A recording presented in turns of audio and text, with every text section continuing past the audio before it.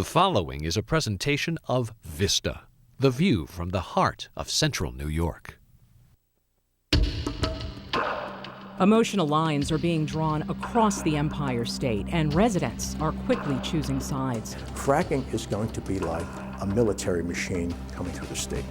Either don't use the energy or be part of finding the energy. Across the southern state border, the gas drilling industry has created an attractive economic boon for some. It benefits the whole wide world. It even benefits the people that hate it. This industry is going to be here for a long time. While others fear what price is truly being paid in the name of progress.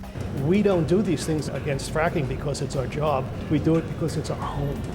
And where do the rights of landowners begin and the law of the land end? It's a private property right issue. I feel I should be able to do what's allowed under the law. But the threat of environmental destruction is still too much to ignore. I think New Yorkers, the landowners, are in for a shock of their life.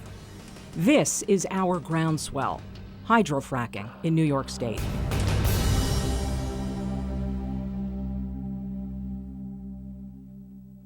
This presentation of Vista is brought to you through the support of our members and by the SUNY College of Environmental Science and Forestry in Syracuse, where outstanding students and faculty are using science, design, and engineering to provide solutions for today's environmental problems. And by AmillionFrackingLetters.com, educating New Yorkers about the realities of hydrofracking in New York State.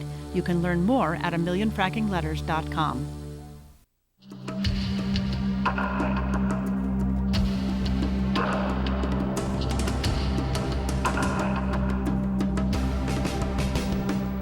It was in 2008 or 9, I think, that the debate over hydrofracking in New York changed from a run-of-the-mill policy discussion into one of the topics you avoid bringing up at dinner.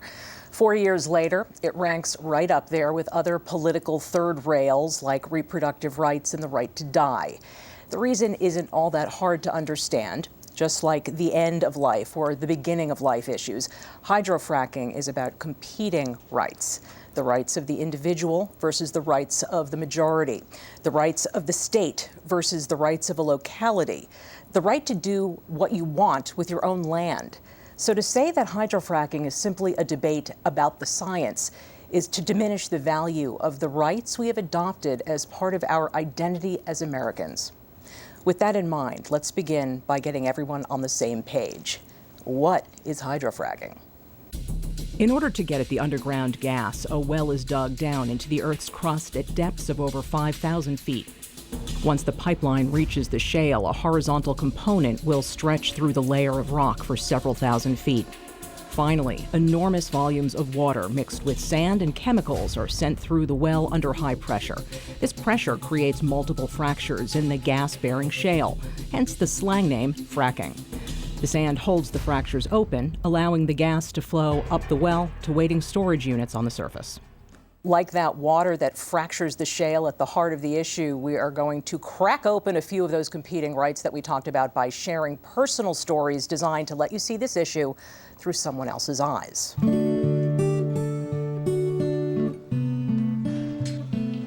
On any given day, you'll find a no-nonsense Jennifer Huntington right here among her dairy cows. While there are hundreds of head of cattle, the labor force at the farm is on the small side. It's just Jennifer, her family, a few hired hands, and 2 dogs who definitely run this outfit. Huntington grew up here. She learned the trade alongside her dad. As a farmer, she knows her days will be filled with hard work and frigid temperatures, and occasionally some other ancillary duties. But as a lifelong resident of Middlefield and a mom, she never expected to be at the center of a lawsuit over her hometown's future. I think we all love where we live here, want to preserve it. We just have different visions maybe of the future as it moves forward. A few years ago, Huntington leased her mineral rights to a drilling company. She didn't connect her lease to the wider debate over hydrofracking. In fact, the first inkling she had that the lease was an issue came during a conversation with a neighbor. The two agreed to disagree, but other town residents were not as civil. It was the anonymity of the internet and the vitriol that spewed from there, though, that she says pushed her over the edge. And when pushed, Huntington says with pride, she'll push back. I feel I should be able to do what's allowed under the law. She sued the town. But the case of Cooperstown-Holstein versus the town of Middlefield isn't all that straightforward. In fact, what's allowed under the law is precisely what's at issue.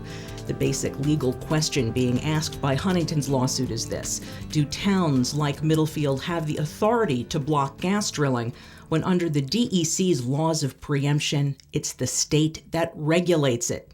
Gas industry attorney Tom West says no. The preemption provision of the Environmental Conservation Law is very, very clear, and it preempts municipalities from taking any action to regulate any aspect of natural gas drilling, with two very narrow exceptions. One is the ability to tax, and the other is the ability to regulate road use.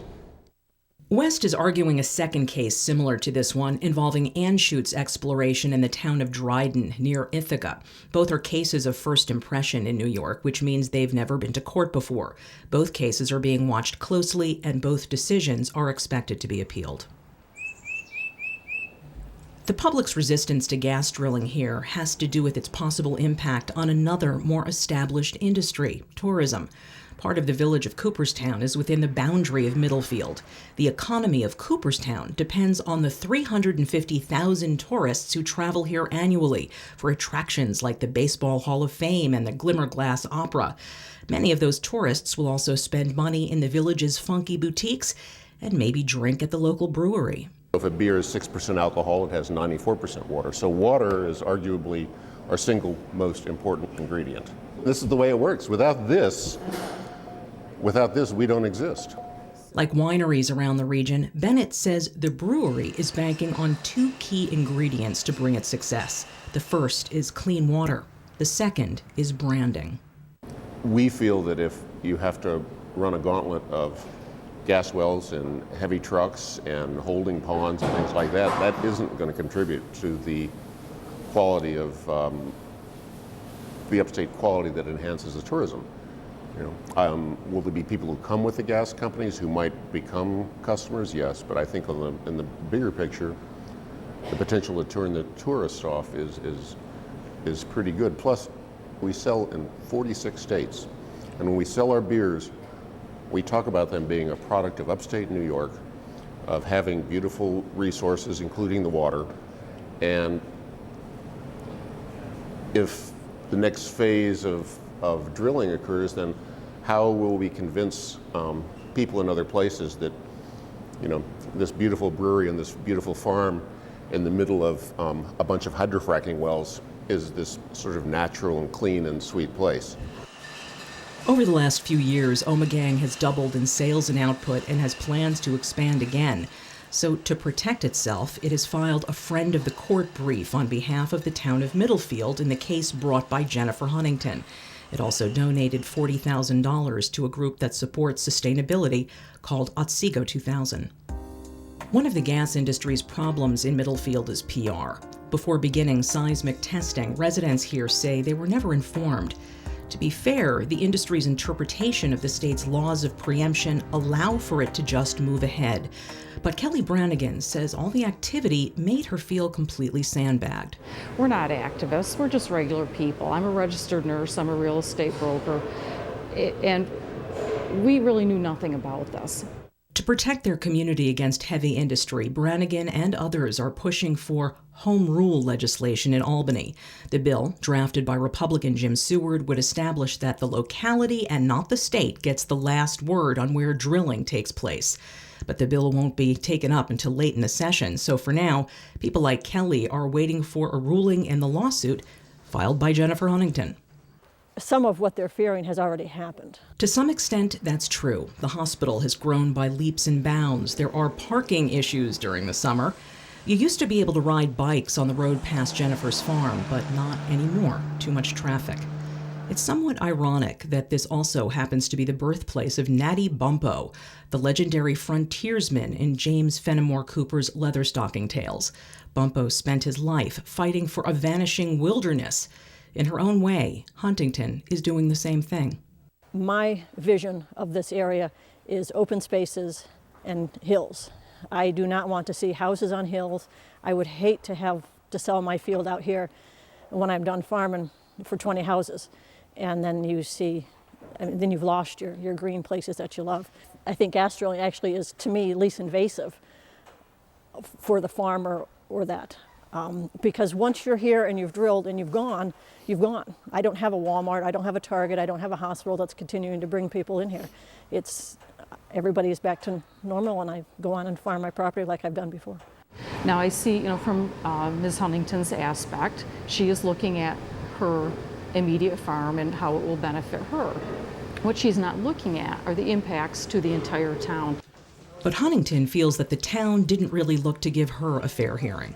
I don't think both sides were fully heard. I think by the time those of us that were for drilling got a chance to go to the board, there had been an awful lot of work before that, and it was very difficult to get a proper hearing and get something, to have them look at both sides. While it will likely be the Court of Appeals in Albany that determines which side wins, until then, Jennifer Huntington sees this as a black and white issue. She believes the law is on her side, so please don't tell her that she can't drill a well on her property. But I want the DEC to tell me that, not local people that just don't want it here.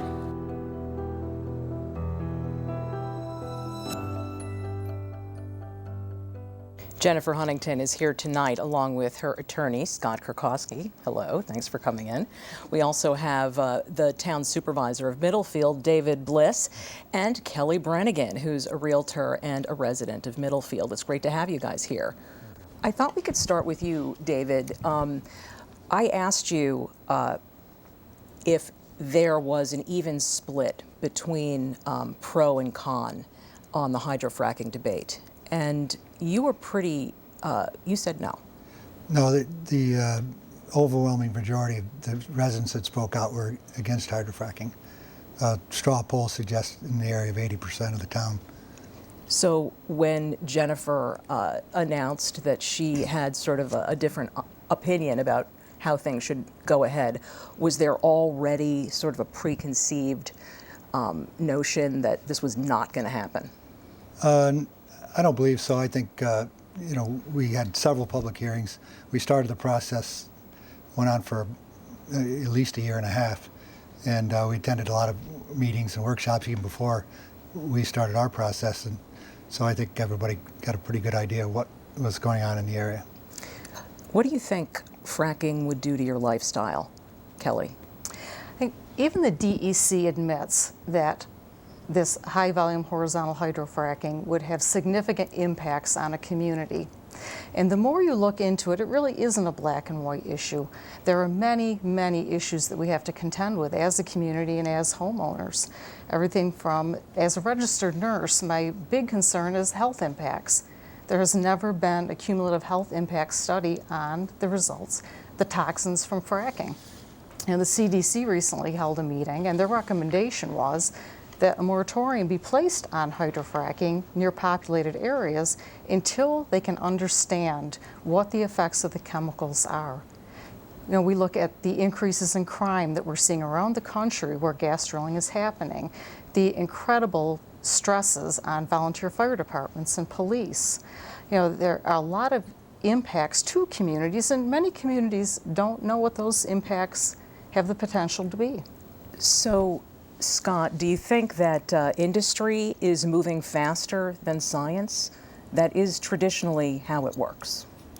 Well, we're not moving fast in New York at all. We have been on hold since 2008, waiting for the DEC to do this comprehensive study, which is really to supplement the generic environmental impact statement that was done in 1992 to cover this process of hydraulic fracturing. They're using a lot more water, which is why they're doing the new supplemental. That's right. But, in New York, we don't have a water issue. If you talk to the Susquehanna River Basin Commission, for instance, the organization charged with protecting the water and the Susquehanna River Basin from New York all the way down to the Chesapeake Bay, water is not an issue in New York, and being able to have it for this process is not a problem. The interesting thing, though, that I hear a lot about is hydraulic fracturing. Jennifer's lease was going to really provide for conventional drilling. And so the town in this case has banned all drilling, not just hydraulic fracturing. We've already drilled 14,000. We have 14,000 active wells in New York right now. And this law that's going on threatens to kill that entire industry in New York. 5,000 jobs that are related to the current industry in New York. This law meaning the home rule or the lawsuit in Middlefield? Middlefield's lawsuit. I mean, Middlefield's law that prevents drilling within its town. Well, let me ask Dave Bliss to comment. So does the ban also cover conventional drilling? The ban covers all heavy industry, of which drilling of most sorts is covered. So Middlefield has a long history of zoning. Back, you're the first town in the county to have zoning back in 1975. The master plan, that was drawn up back then supported agriculture as a primary industry and tourism and open space, and heavy industry has been discouraged, since that time. We were in the process of updating that zoning ordinance when drilling and gas drilling and hydraulic fracturing became an issue. So this wasn't something that just came about as a response to hydraulic fracturing. This was Correct. Something that you'd been working on for a while. It's been in place, and it was just updating it. We periodically update our ordinance and revisit to see what the needs of the town are, and people were very concerned about this aspect. Jennifer, I want to ask you a question about, I love to put people in other people's shoes, right? So if you win your lawsuit and the door to drilling is open, it could open pretty widely. I mean, I think there are 60,000 acres reportedly under lease in the county. Have you considered that in pushing to drill on your own farm, you might be opening the town up to a wave of drilling that would change the character of the community that you love? No, I don't think so. I think where we're sitting, the Marcellus is not accessible. So we're looking at the Utica sands or Oneida sands, and there's always a possibility at some point in the future of the Utica shale, which would be high volume. But I think the comment that I'm not looking at the rest of the community, I am. Where the farm is situated, we're very close to many county facilities that if they had a less expensive source of energy, either to run electricity or that it could benefit the entire county. That was one thing. Kelly, did you want to respond to that? One of the things I think it's important to realize is that, I agree, the way it is written now, towns can't regulate gas drilling. So what does that say? We can't pick and choose what type of drilling will happen in the town. We can't say we're only going to allow conventional drilling and not high volume horizontal hydrofracking. When you open that door, you open it to all drilling. So the way towns they're faced with that decision now. Do you allow drilling or don't you allow drilling? It's interesting that Pennsylvania does have home rule, but they have to, it can't ban drilling because it sort of has to bow to what the state's rule is, and the state says drilling is okay. However, there are over 100 different communities that have implemented some kind of ordinance around gas drilling. So it's not like all of Pennsylvania is just saying, welcome, come drill, we love you. You just have to look at our history in New York. Prior to 1981, municipalities could regulate oil and gas. And so they had to hire their own geologists, they had different tax structure, there were different safety issues, and what happened was chaos. In New York, we already have written into our law that it is in our public interest to pursue a greater ultimate recovery of oil and gas. So in 1981, the legislature passed this law, which said that it doesn't make sense to have this patchwork of law. It frustrates that public interest to recover oil and gas, and therefore we really need to get it together at the state level. And I think Middlefield, I know, has concerns, other communities have concerns, but what they don't understand is what they're doing is impacting the entire state, because the industry is not going to come in and invest in New York if a town board at any time can legislate them out of business. You wouldn't invest in a town if that could happen. And that's the concern right now, that these towns, there'll be no investment in New York whatsoever. And it's being done. The city of Binghamton just passed a ban, for instance. Not a single person on the city council had ever gone to a well site, and yet they're still passed a ban. That's not the way to have a comprehensive state plan. The city of Binghamton should not be affecting the energy policy of New York State. We're going to talk more about this in the second half of the program, but I wanted to get to some of the audience questions, and why don't we hear from Kathleen? Thank you. According to some studies, the net income that gas production would contribute to the New York economy is less than 10% of just 3 industries: tourism, agriculture, and recreation. Today, more than 5 million tourists visit New York wineries annually, to take just one of these industries. Wineries contribute $3.7 billion to New York economy. Wouldn't allowing widespread gas drilling threaten these industries and tourism? By the way, the people in these industries all have jobs now. So, Scott, I think that's a great question for you, or Jennifer. You know, it's a great question, and I think this is the issue in New York, is that we're not used to it. Even though we've got these 14,000 active wells, many of us are not familiar with the industry. But oil and gas drilling is not new to this country. It's going on all over the nation. In California, they're drilling oil wells, and how much wine do you get from California? It's happening all over, and our issue is that so many people, because we are afraid of the unknown, I think that's what's leading to what's going on. And just, I think as we get more experience with this in New York, as we look to other states and what's happening there, we'll start to get more comfortable. Not a big wine industry in Pennsylvania, though. No, but how about a gigantic income producer for Pennsylvania? Governor Corbett has said that the oil and gas industry since 2006 has created $1.1 billion of tax revenue for Pennsylvania. That is revenue that could be coming into New York right now and is not. Jennifer, did you want to answer and respond? Speaking for the ag industry, I think probably 90% of farmers in New York State are supportive of gas drilling, safe, responsible gas drilling. The Farm Bureau is officially supportive. Yes, many of the organizations are. Just to backtrack a little bit, I had offered the town to limit my drilling and my lease to only a sandstone. Which means no hydraulic, high pressure. Fracking. Okay. Yeah. And they were not interested in discussing that. So, you know, I felt there could be some ways that we could work together. Is there some way that? Well, as Kelly pointed out, then we would be getting to regulating. If we could pick and choose, then we're then regulating. We feel a ban is not regulation. But if we start to get into picking and choosing, this drilling is okay or that's not, then we would be regulating, which is clearly in the state's purvey, not ours. We're going to move to another question. This is a question from Greg. The surface and subsurface setbacks from residential improvements are specifically noted in the secondary market guidelines of Freddie Mac and FHA. What does New York State need to do to align with those secondary market guidelines in an effort to avoid traditional mortgage lending being hampered? A great question, and it's something that the folks we spoke to in Pennsylvania said is an issue there as well. You know, I just wrote an article on this in the New York State Bar Journal. Just cover story. It was the cover story. Congratulations. And I addressed this issue of loans, and once again, mortgage lending is going on throughout the country with oil and gas properties.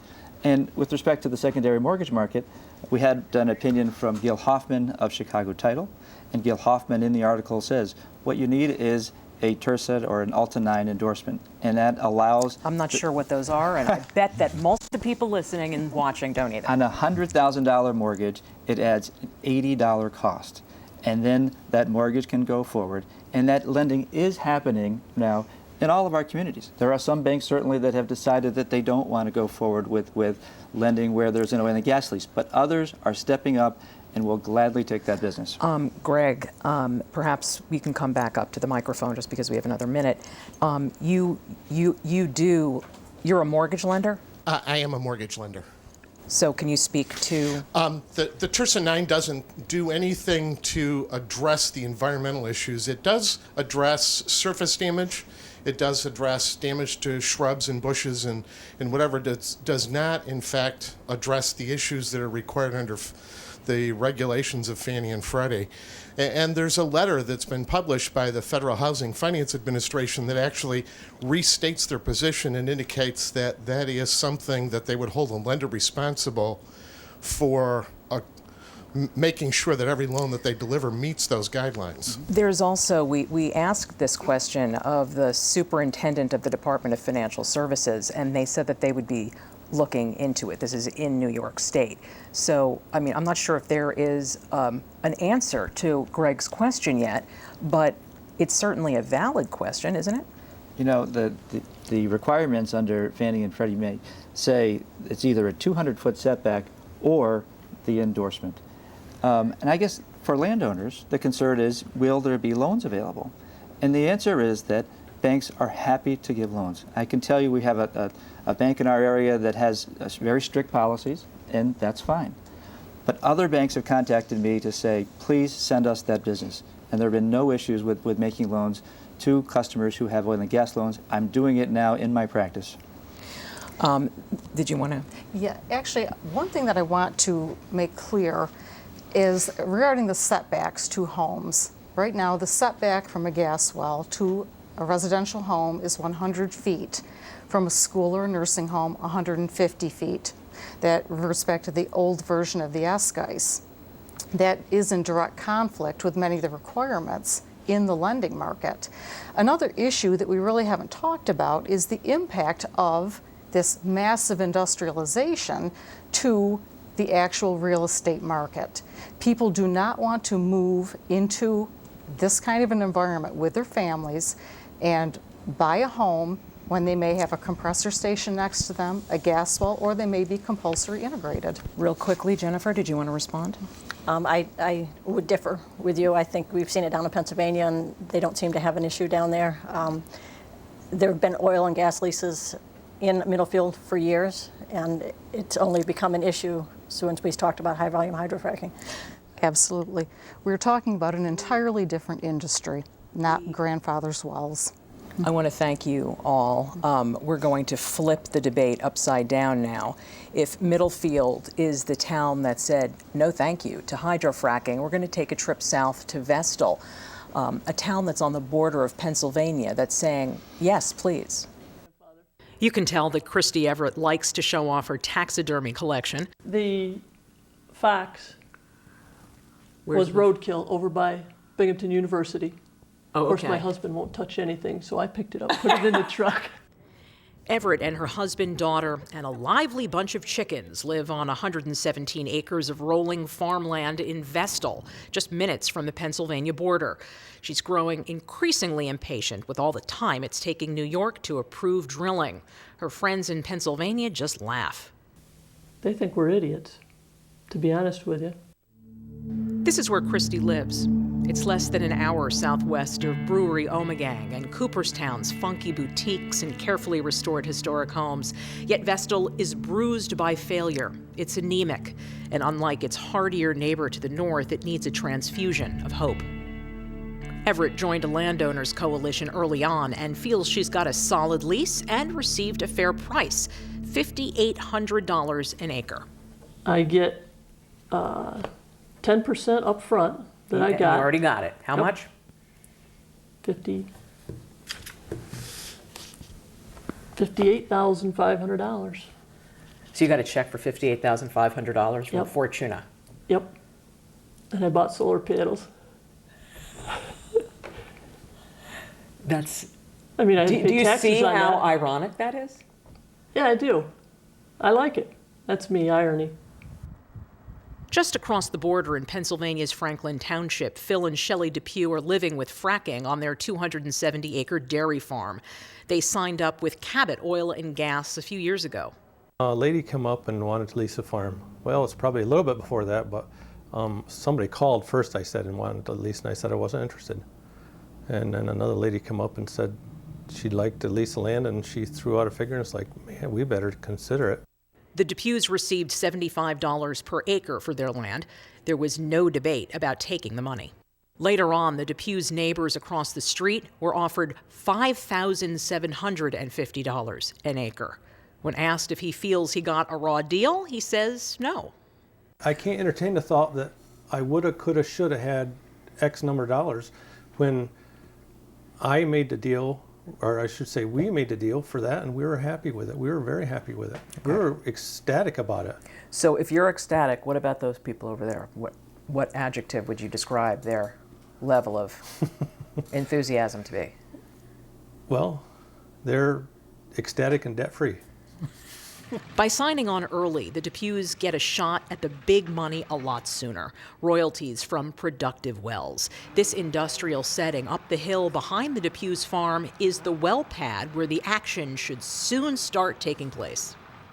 There's 4 that are dug and fracked and ready to go. Shelley admits the noise from the pad is loud enough to be heard in her house, but she's taking it in stride. So Shelley, I'm looking at this right here, and it's, I mean, let's face it, it's sort of ugly. At the moment, but this too shall pass. We got this down here, and that's beautiful. And you said that this was your vacation place. Are you at all unhappy with the fact that you do have to sort of give up something to get something? Isn't that the way life is? And it's fine. We don't have a problem with that. And Phil Depew doesn't understand the critical attitude that some people have toward drilling. It benefits the whole wide world. It even benefits the people that hate it, quote, hate it. I don't understand why progress is so despised in this country. It's almost like they're feared that the world is flat again. We're going to fall off the edge when this has been going on for years and years and years. Well, I hate to tell you, I traveled the world and it ain't flat. Okay? And he needs to live in my world. I want him to walk in my shoes. Carol French and Carolyn Knapp are neighbors and dairy farmers living in Bradford County, Pennsylvania. Like the Depews, they signed up for drilling early, but that goodwill that the Depews has is gone. Phil, they say, is in for a rude awakening. I was in his shoes. I was excited about this. Now come and walk in my shoes for a year. And I guarantee you he will still be talking the same way I am now. Guarantee it. If you took a walk around their community, you'd pass 9 wells in the space of a mile. Since drilling began several years ago, both farmers have witnessed a troubling dynamic between the gas drilling industry and the state regulator, the DEP, in which they appear to be working hand in hand on the industry's behalf.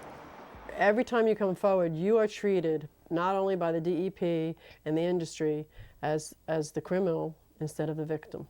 They speculate that the reason is money. You have politicians out there saying, look it, this industry has been so great for Bradford County or whatever county it is because of all the donations. It's a shut up. It is to shut everybody up. That's difficult to prove, but true or not, the anger these women feel is quite real, as is the public blowback they've received speaking out against industry. They're among the few in Bradford County to question the benefits of drilling. But last year, the issue became personal for Carol French. The day before Thanksgiving, this is my water. It comes right out of the tap. I have pictures of me drawing it right out of the faucet. Usually, it will have a gel on top. Just a couple of weeks ago, Carol's daughter Lindsay moved away because Carol says the water made her sick on several occasions. She had a fever for 3 days. She lost 10 pounds in 7 days. She asked me, she begged me to take her to the hospital, to the emergency room. Just before chores, I did. Because the pain was so bad in her stomach, she couldn't stand up. Doctors took blood and urine samples and conducted an MRI. They found fluid in her stomach along with an enlarged ovary, spleen, and liver. She was given antibiotics for a urinary tract infection. How sure are you that your daughter got sick from the fluid? 100%.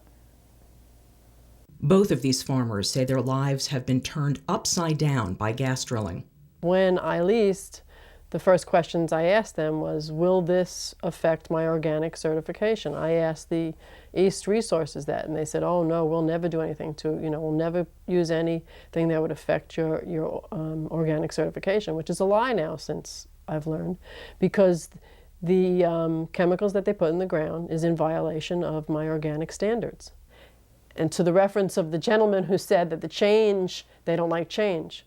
He's partially right. I don't like the change that's happening now because it's an uncontrolled change that's happening not because people want it, but because the industry is deciding the path. The story of hydrofracking is like an old European folk tale, the kind that changes from village to village. For some, it's a tale of hope. I'm looking at the small businesses around here, the hotels, the restaurants, the gas stations, everything. They wouldn't be there if it weren't for the gas industry. For others, it's a tale of duty. I burn oil. I drive that car out there. Whose backyard is it going to be in? For still others, it's a tale of horror. I have to ask this question. Why do I have to give up my quality of life, which is my water, which is my business, I'm self-employed as a dairy farmer. Why do I have to give that up so the people in town, suburbs, cities enjoy their quality of life for the air conditioners, for all the lighting and protection that they deserve? We are unwilling, sacrificial lambs already. I am not willing to be a sacrificial lamb, but I have to be it. Joining me now to discuss some of the issues facing Pennsylvania and the Southern Tier are four people who could each be considered experts in their areas of practice. Chris Denton is an attorney from Elmira who represents landowner coalitions, and he's been working on this issue for at least a decade, I think, Indeed. Perhaps more. Sandra Steingraber is a biologist at Ithaca College and the author of several books, including Living Downstream, and her latest is Raising Elijah. Thanks for being here. John Conrad is a geologist and the principal of Conrad Geoscience Corporation, and he's worked on this issue for a long time as well. Thanks for coming. And Helen Slotjay is the senior attorney with the nonprofit Community Environmental Defense Council. Many thanks for being here. Thank you. Sandra, are you surprised by what you heard Carol French say? No, I think that what we're seeing across the rural areas is a real vigorous debate on the issue of whether or not the gas drilling is a boon to farmers or the worst thing that could ever happen. As a biologist who works in the public interest and in public health, I have a lot of concerns, especially because New York is a dairy industry.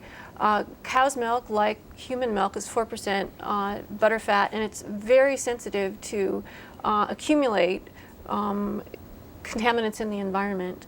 So I am fearful, both as a biologist and as a mother of two small children myself, of what will happen to milk in areas where there are gas drilling operations. One of the things that I always find difficult to sort of navigate is the concepts, the big concepts, the 20,000-foot view that perhaps you and some others are bringing up, and compare that or weigh that against the absolute financial need that people like Christy in Vestal may have.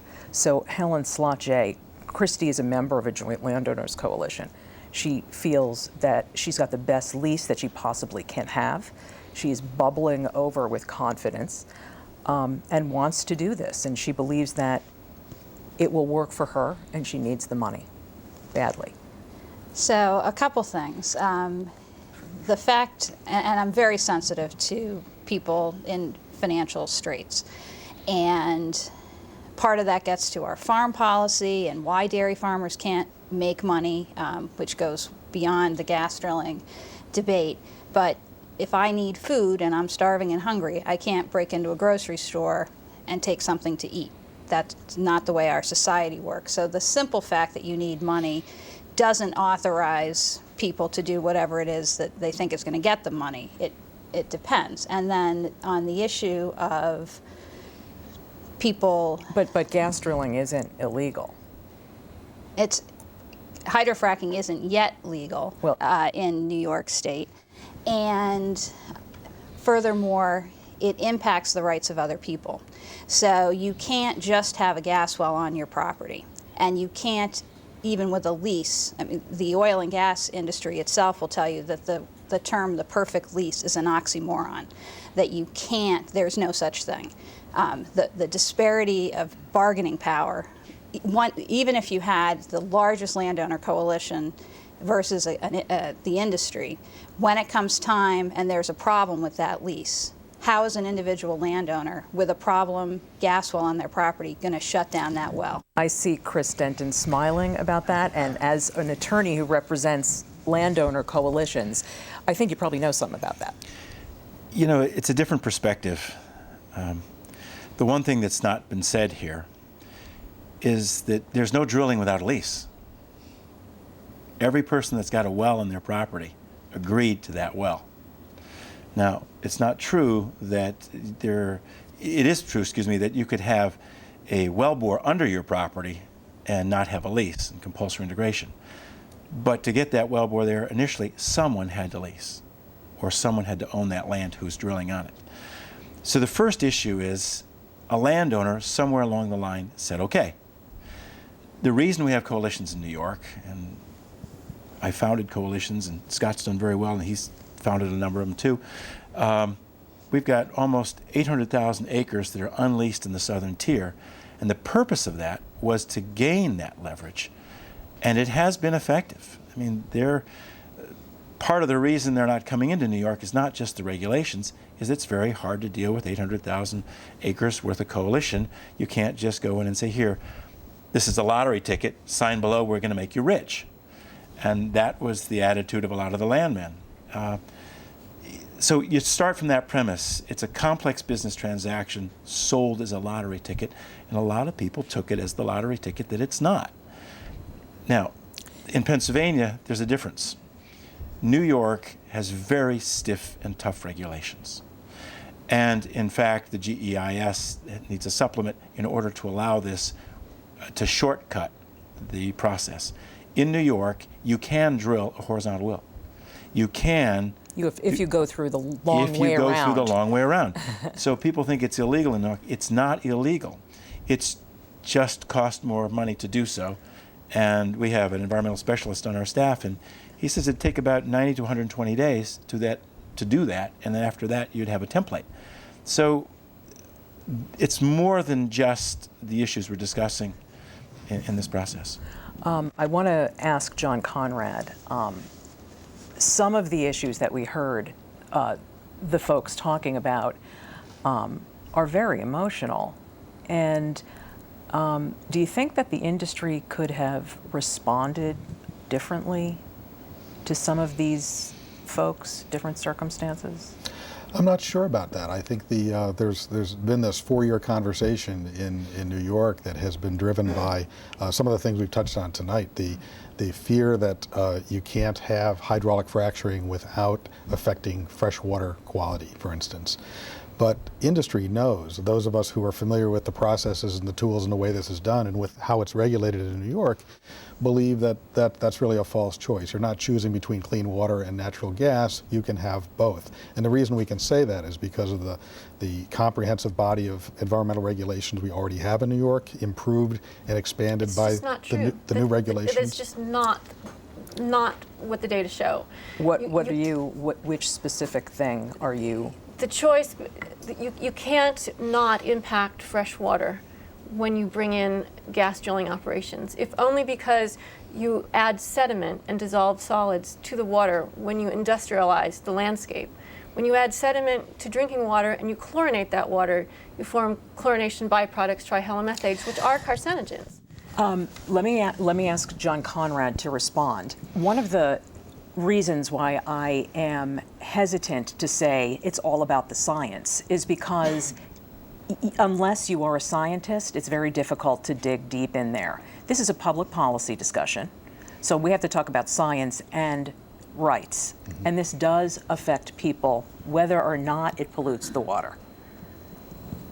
It may very well pollute the water, as Sandra's saying, but there are other issues here that we have to address. Well, it's not that gas drilling is without risk, but the fact that there is potential risk is what prompted the DEC to do the 4-year study that they're in the middle of now. And the intent of that is to identify and anticipate what those risks and impacts might be, and then take steps and put in place measures so that we minimize those risks and mitigate those impacts. We have Scott Klein here, and he's going to be asking a question now that I think Sandra is probably, or Helen, it might be addressed to you, I'm not sure. Thank you. EPA's own fluid flow, fate and transport studies, which I've also contributed to, as well as a long drilling history, have demonstrated that there is really no pathway of contamination from oil and gas drilling except in rare, localized, and transient cases where there's been an accident, which can happen in any industry. So why are some, including some on this panel, pushing so hard to teach towns all over this state how to pass complete moratoriums that will potentially deny landowners who have the majority of the land in most of these towns the right to develop their acreage, when clearly drilling is neither a general public health risk nor a material long-term surface impact on the community? That's what we call a loaded question, and I believe that Helen is right here and ready to respond. So how long do I have? So starting on a number of those things, as far as the science, the CEO of Schlumberger has characterized this process as being run by brute force and ignorance. That's not my words, that's Schlumberger's CEO. And there haven't been comprehensive studies done. The Department of Energy, in its 2011 report to Congress and its 2012 report to Congress, had a litany of items that they still believe need to be studied. As far as communities and the acreage, last I checked, and it may be that the corporations are ultimately in charge, but it's supposed to be one person, one vote, not 1 acre, 1 vote. And the requirements of drilling are, as I was starting to say before, are not limited to one parcel. You have to have this full industrial build-out. So you have access roads, pipelines, compressor stations, water withdrawal areas, huge changes to communities. And so it's not just about an individual's property rights, it's about the property rights and the community rights of the entire area.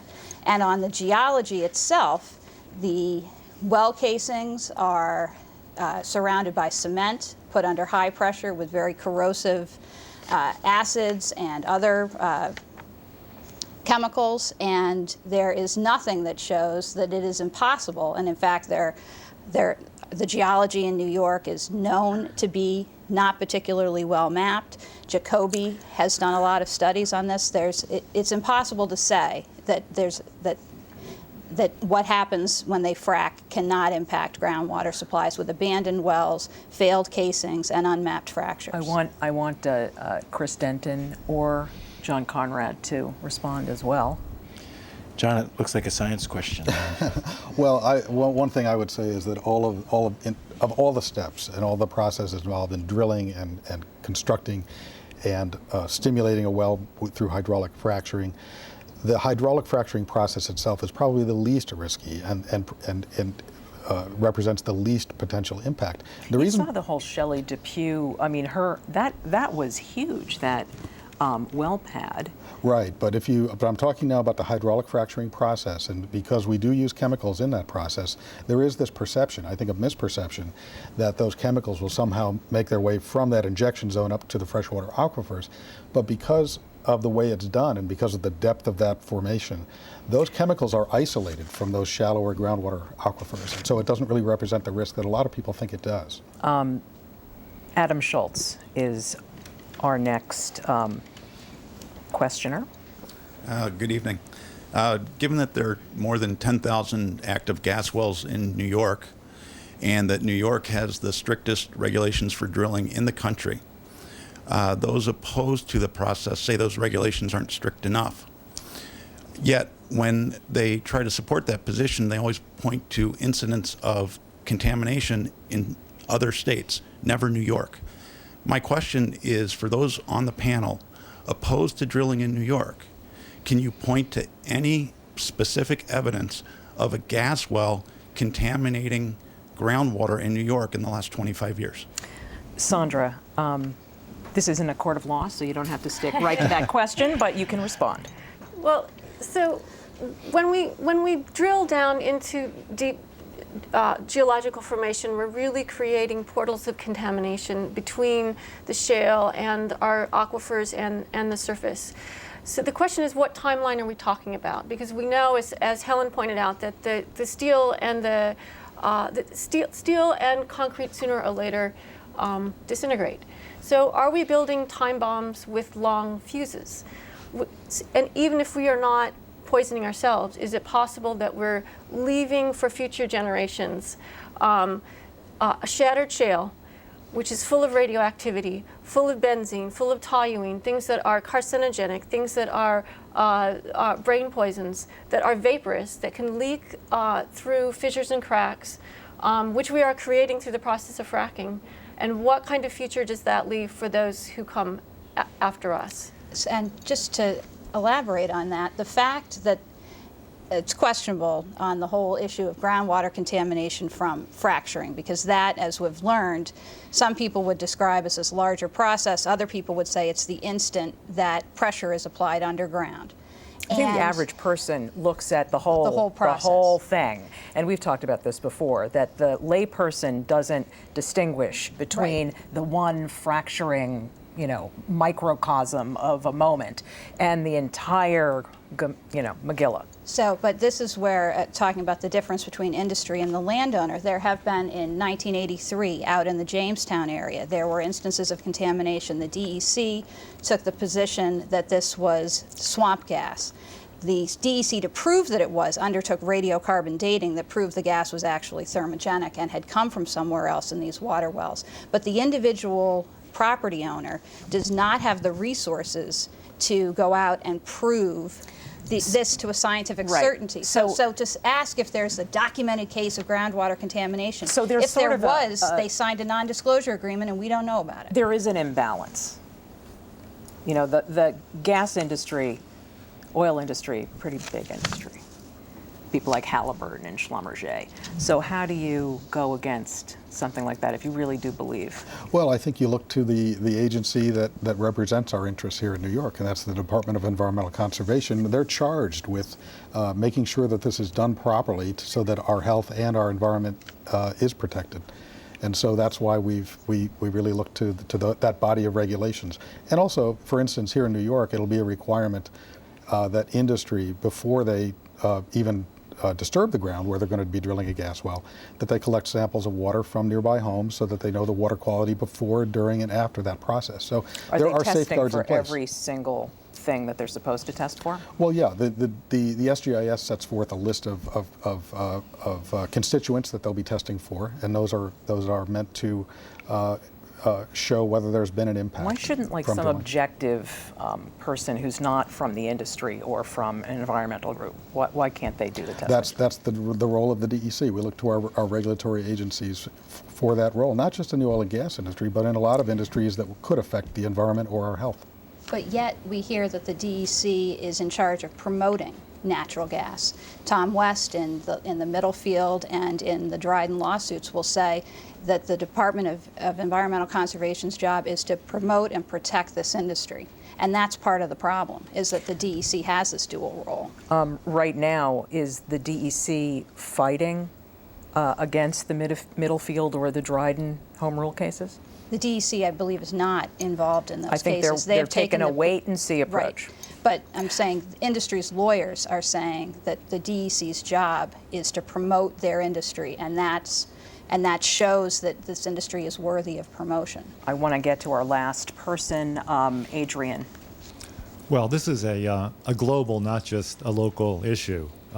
Recent peer-reviewed research has shown that the production, refinement, and distribution of natural gas releases significant amounts of methane, a far more potent greenhouse gas than CO2. Isn't it time for the gas industry to acknowledge this fact, the fact that it's as dirty an industry as coal or conventional oil, and isn't it time to start really investing in renewables and sustainable sources? Chris. Thanks. Yeah, I'd like to answer that on the basis that, first of all, the industry is like any other industry. It's an industry.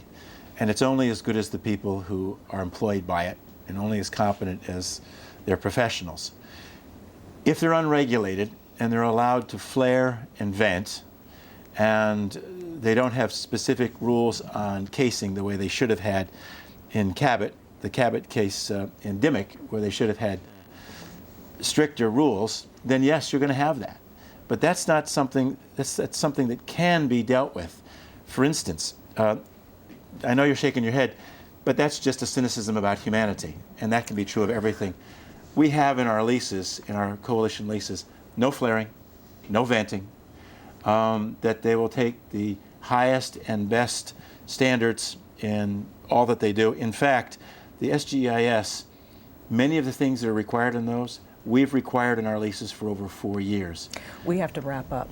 So okay. That's the best I can tell you on that. I know that everybody probably has a lot more to say. Unfortunately, we're out of time. I want to thank all of our panelists and the great people that we've met over the course of the last few months, going and learning their stories and visiting their homes.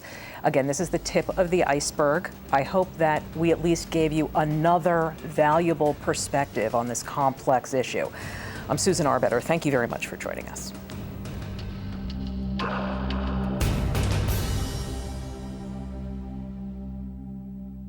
This presentation of Vista is brought to you through the support of our members and by the SUNY College of Environmental Science and Forestry in Syracuse, where outstanding students and faculty are using science, design, and engineering to provide solutions for today's environmental problems. And by AmillionFrackingLetters.com, educating New Yorkers about the realities of hydrofracking in New York State. You can learn more at AmillionFrackingLetters.com. To purchase a DVD copy of this program, please call 315-453-2424 or visit www.wcny.org.